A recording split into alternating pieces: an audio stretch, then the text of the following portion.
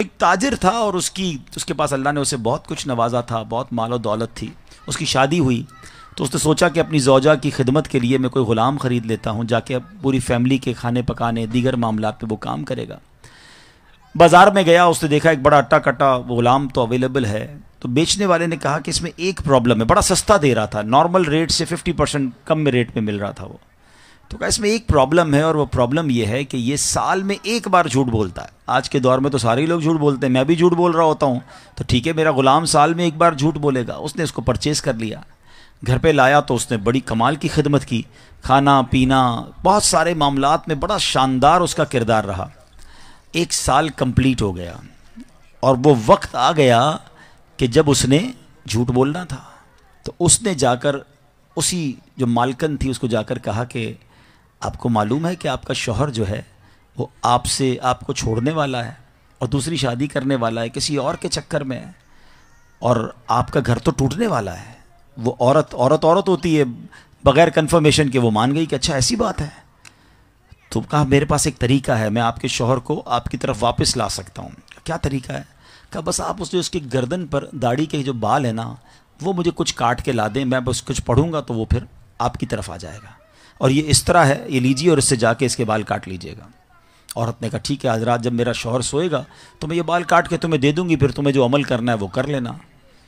اب شوہر کے پاس گیا، جا کر کہتا ہے صاحب ایک بڑی خبر لایا ہوں آپ کے لیے۔ کہا کیا خبر ہے؟ کہ دیکھیں آپ کا نمک کھایا ہے، مگر مجھے پتہ چلا ہے کہ آپ کی بیوی کسی اور کے ساتھ اس کا چکر ہے، اور آج رات اس نے آپ کو قتل کرنے کا پروگرام بنایا ہے۔ کہا ایسا کیسے ہو سکتا ہے؟ ہم بڑی محبت سے رہتے ہیں، بڑا پیار ہے ہمارے اندر۔ کنی میں آپ کو اس اندر کی خبر دے رہا ہوں، آپ رات جاگتے رہیے گا، اس کے ہاتھ میں اس طرح ہوگا، اور آج رات کو آ کر اس نے آپ کی گردن کاٹ دینی ہے۔ کہا اچھا ایسی بات ہے، میں رات جاگوں گا۔ دونوں طرف جھوٹ، دونوں طرف پلاننگ، اور ایسا ہی ہوا کہ رات کو وہ بیوی بیچاری اس طرح لے کر اس لیے گئی کہ اس کی گردن سے کچھ بال اتارنے ہیں، اور جیسے ہی وہ شوہر کے قریب جا کر اس طرح اس نے قریب کیا، شوہر نے جب دیکھا کہ واقعی وہ میرے گردن کے قریب اس طرح لے کر آئی ہے، it means she wants to kill me, یہ تو مجھے قتل کرنا چاہتی ہے۔ اس نے اس طرح لیا اور اپنی بیوی کی گردن کاٹ دی۔ بیوی دنیا سے چلی گئی، شوہر جیل میں چلا گیا۔ اس ایک جھوٹے غلام نے، اس ایک جھوٹے بندے نے گھر کا گھر برباد کر دیا۔